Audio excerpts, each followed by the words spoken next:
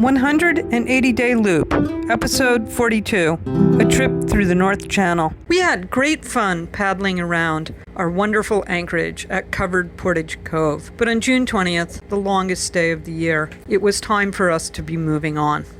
We boated through the islands over to the town of Little Current. On the tip of Manitoulin Island, Little Current has a bridge, of which they are justifiably proud. It's the only bridge on Manitoulin Island, and it connects them to the mainland. I guess because there's a lot of car traffic over the bridge, they only schedule openings a few times during the day.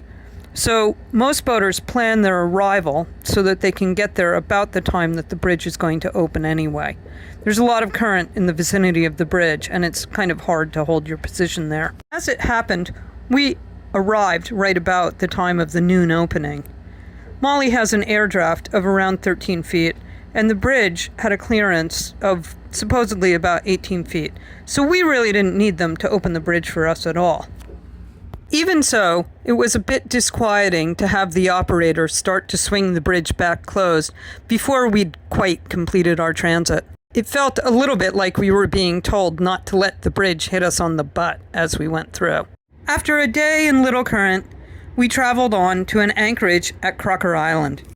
The forecast suggested that there might be some weather overnight, so Tom got a rope out and we experimented with doing a shore tie. It was absolutely unnecessary. From Crocker Island, we traveled back to Manitou Island to visit the town of Gore Bay. While we were en route, some of the weather we'd expected the previous night caught up with us. Molly had herself a good old splash. She handled just fine. It didn't bother us much either, but it's always nice to get back into port. From Gore Bay, we traveled on to the scenic little town of Meldrum Bay. We were able to tie up right next to our looper friends, Ron and Sue. When we checked in at the office, I noticed a sign on the wall. It said, "Would you like to come visit our art gallery? Call this number and we'll come pick you up and bring you over there." Normally, I'm way too much of an introvert to accept a proposition like that, but I had a feeling that the gallery might be pretty fun.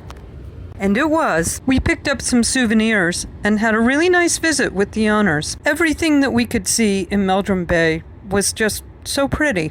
The weather was gorgeous, and we enjoyed just walking around and having a look at. I even got a kick out of this public notice warning that certain alcohol bottles might explode. Sometimes a place just resonates with a person. You don't necessarily know exactly why, but that's how it was for me at Meldrum Bay. Join us next time when we visit Mackinac Island. Till then, thanks for watching.